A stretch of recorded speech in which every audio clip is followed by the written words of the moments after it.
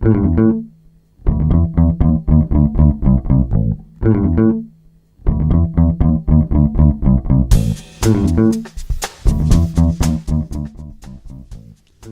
there. Thank you for downloading. Thank you for watching. Welcome back to Rob's Feed today. This is episode number 48.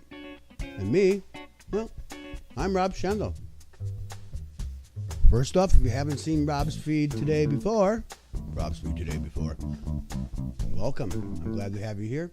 Please take a moment, subscribe, rate, comment the video podcast. And second, new look. Entirely new look. I like it a lot. I hope you do too. I think I'm going to keep it. Not bad at all. Well, I turned out to be liar, pants on fire. I told you last week. I haven't talked to you for a whole week now. And I said that I would be back because I had stuff I wanted to say. And lo and behold, though, I was not back until now. I hope you forgive me, but it was just incredibly busy weekend in Chicago. International Mr. Leather, Bear Pride, the Grabby Awards, everything under the sun, all in one weekend. For if you're a gay person, Chicago is the place to be on Memorial Day weekend. And I'm just overwhelmed. I'm so tired right now, but what an incredible weekend. I met some of the greatest people, and had some really nice fun chats. And thank you all who came from wherever you came from.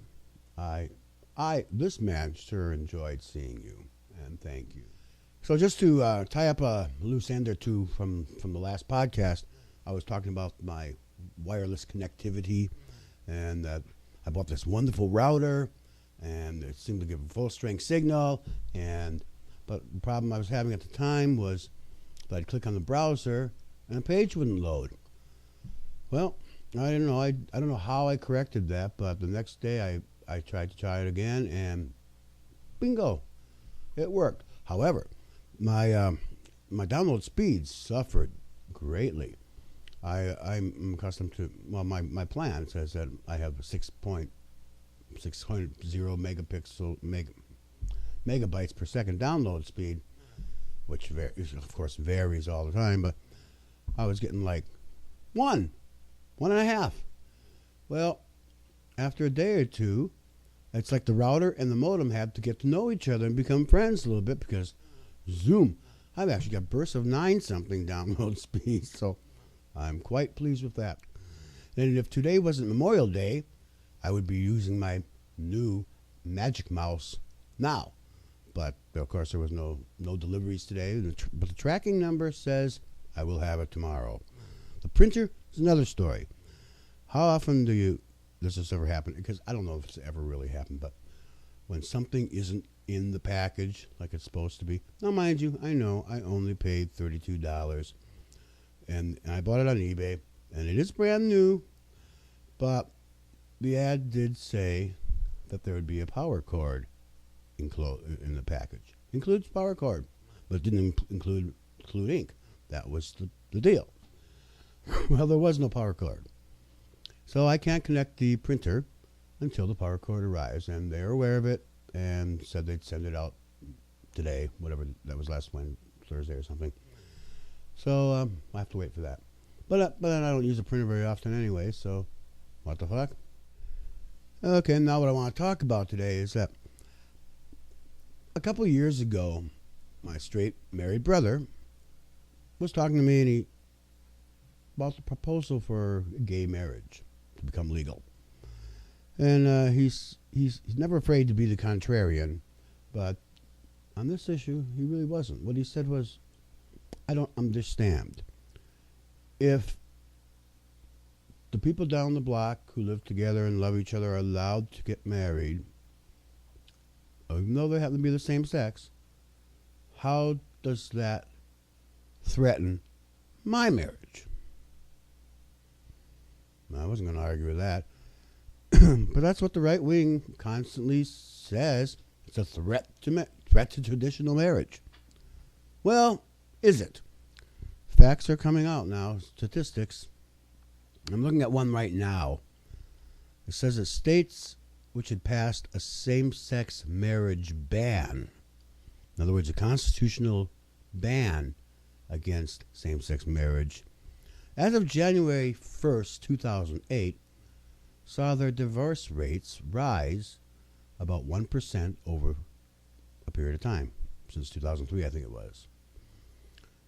Further goes on to say that as it's somehow visually apparent, those states which have tended to take more liberal policies towards gay marriage have tended also to have a larger decline in their divorce rates. For example, in Massachusetts, they legalized gay marriage in 2004. The divorce rate has declined by 21% and is the lowest in the country by some margin. Also at the top of the list is Rhode Island and New Mexico, which do not perform same-sex marriages, but have no statute or constitutional provision expressly forbidding them. There you go, right wing. If I can marry my boyfriend, please, I need a boyfriend. But if I were to marry my boyfriend, I'm not threatening traditional marriage. The best situation. Something to think about. And now on the other side of the equation, the 7 states at the bottom of the chart that had constitutional prohibitions on same-sex marriage in place throughout 2008, the state which experienced the highest increase in divorce, Alaska, 17.2%. It also is the first state to enact a prohibition against same-sex marriage back in 1998. Overall, the states which had enacted a constitutional ban on same-sex marriage as of January 1st, 2008, saw their divorce rates rise by 0.9% over a 5-year period. Now, states which did not adopt a constitutional ban experienced an 8.0% decline on average in their divorce rates. I rest my case. But I have to admit, it's only been the last couple of years that I ever dreamed that I would see gay marriage in my lifetime and could perhaps participate in one.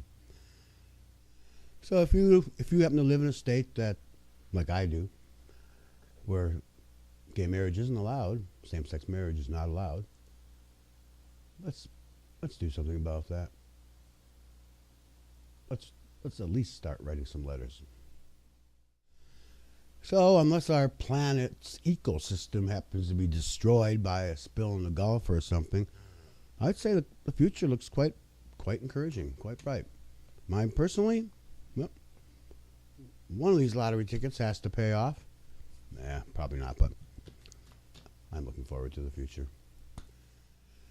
And I'd like to, again, ask you to please support this podcast, and a couple ways you can do that. One, go into iTunes, subscribe, rate, comment. You can also do that on other pages where you find this as well. Financially, if you can make a contribution, I certainly would appreciate it. I need it. Go to robsfeed.com. You'll notice on the right, a little about halfway down the page, there's a PayPal button. Thank you very much if you would. And now, having said that, well, I guess that's all I'm going to say.